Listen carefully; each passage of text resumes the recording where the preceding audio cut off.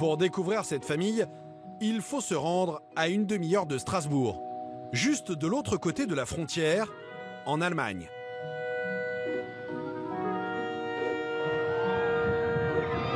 Voici son royaume, Europa Park. Le nouveau parc d'attractions qui cartonne auprès des Français. C'était super, l'adrénaline, on y retourne. Parmi les 5 millions de visiteurs, un tiers viennent de la France, toute proche.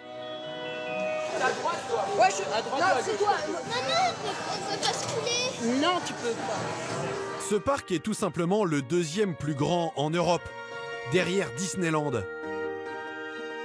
À la tête de ce barnum, ce jeune patron allemand, Bonjour. Michael, l'un des fils de la famille Mack. Elle accueille chaque jour plus de 20 000 visiteurs dans ses allées. Monsieur Spahn, bonjour. Tout est OK? Il y a beaucoup de monde dans les allées, hein, faites attention. Ok, d'accord. Une foule prête à venir de très loin pour tester la spécialité familiale. Les montagnes russes, jusqu'à 70 mètres de haut, plus que toutes celles qu'on trouve en France.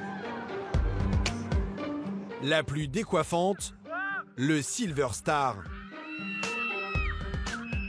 2 km de long, des accélérations à 130 km/h. Une attraction à 12 millions d'euros. Et il y en a 9 comme ça à travers tout le parc. Un record en Europe. Il faut dire que ces manèges, Michael Mack les paye beaucoup moins cher que tous ses concurrents. Et cela pour une raison toute simple.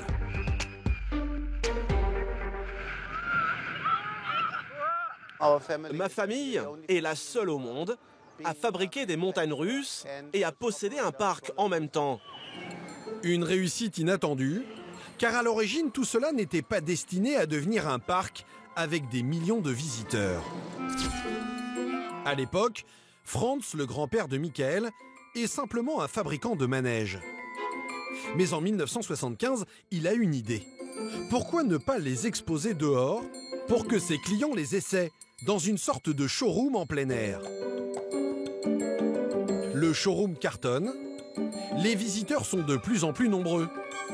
Le succès est tel qu'en quelques mois seulement, il dépasse le projet d'origine. 40 ans plus tard, le parc d'attractions de la famille Mack assure leur fortune, grâce à des manèges toujours plus spectaculaires, achetés à prix coûtant à leur propre usine. Tout a commencé à une demi-heure de route, en pleine forêt noire. Depuis 1920, c'est ici que la famille de Michael construit ses attractions. Sur ces chaînes de montage, 150 employés fabriquent des grands 8 et des montagnes russes. Un travail d'expert pour tous ces ouvriers, comme Pascal, l'un des nombreux Français qui travaillent ici. Ok. Une fois que c'est collé, ça ne bougera plus là. Ça c'est clair. Des rails aux nacelles, tout est fabriqué sur mesure.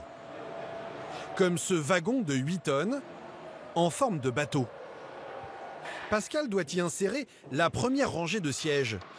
Au milieu de la carrosserie flambant neuve, pas le droit à l'erreur. Il faut faire attention. C'est du neuf, donc on ne peut pas se le permettre. Parce que les largeurs, il faut que ça rentre dedans, que ça se positionne dedans. Il faut éviter de toucher les carrosseries à droite et à gauche. C'est surtout à ces endroits-là qu'il faut faire attention. Sinon, ça fait quoi? Au pire des cas, c'est des rayures. Or justement, Pascal se retrouve avec ce bloc de métal frôlant la peinture. Le sur-mesure ne laisse que quelques centimètres de battement. Vers moi, vers moi, vers moi. Attention au câble. Le câble, il n'est pas assez long. Donc il va falloir que j'avance quand même et que j'arrive à le monter de cette manière. Donc je vais certainement enlever une ou deux vis, réajuster un peu ça et on verra. Une attraction bichonnée comme une voiture de sport. Ah bah oui, il n'y a rien qui me résiste. Un savoir-faire qui pousse les plus grands parcs à se fournir ici. La famille Mack vend pour près de 50 millions d'euros de manèges chaque année. Et ce matin, elle est sur le point de signer une nouvelle affaire. Nous retrouvons Michael Mack C'est par là. Avec ce grand promoteur immobilier venu de Turquie, Levert Eyüboğlu. Il prépare un projet pharaonique, l'un des plus grands parcs d'attractions en Asie. Un projet à 10 milliards d'euros au Kazakhstan. Quand commencez-vous à construire votre projet au Kazakhstan? On a commencé les travaux en février-mars, donc on devrait ouvrir dans 2 ans. Pour son parc, Levert a besoin des montagnes russes les plus tendances. Michael va tenter de lui vendre sa dernière création. Un manège comme il n'en existe nulle part ailleurs.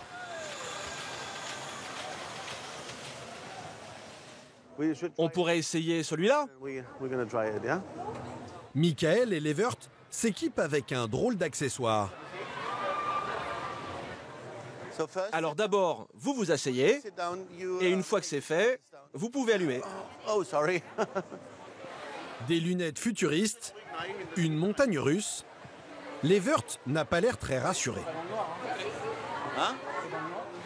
Si on a l'air stupide, ne filmez pas, hein. Regardez en bas. Vous voyez vos pieds? Vous les voyez? Ok, super. C'est parfait. Ça bouge? Oui, oui. Ok, super. Et voici donc la dernière création de la maison Mac. C'est sympa, non? Waouh, Vous avez aimé le virage? fantastique. À 50 km/h, voilà ce que Levert découvre. Une immersion dans ce monde fantastique. En 3D, il défile en suivant les courbes du manège. Michael vit l'expérience à fond, comme un gamin de 10 ans.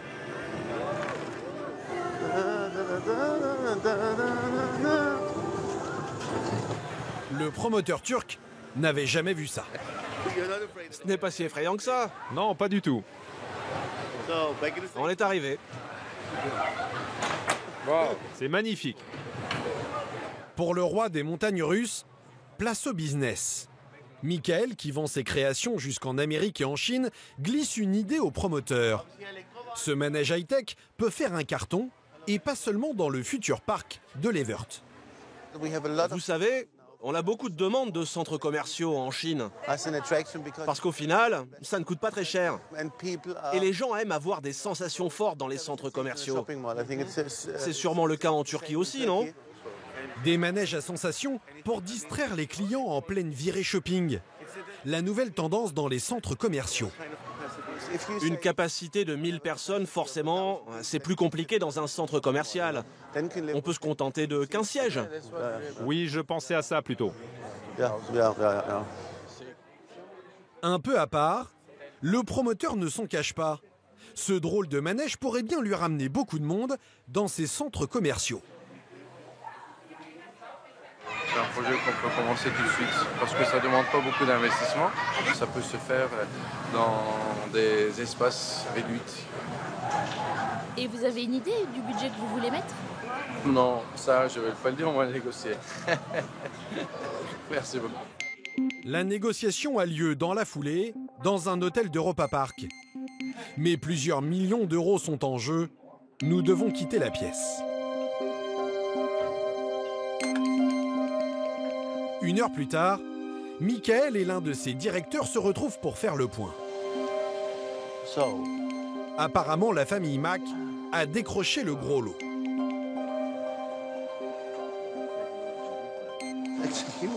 Tu as vu, il est intéressé par celui-là, le Blue Fire. Ce n'est pas trop gros? Non, il dit qu'il n'y a encore rien au Kazakhstan.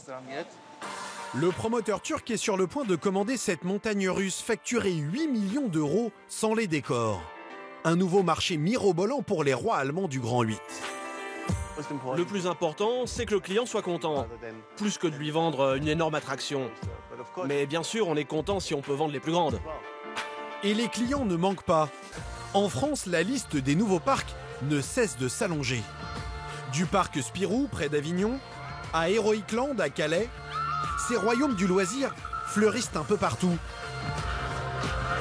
De nouveaux terrains de jeu pour les fans de sensations fortes.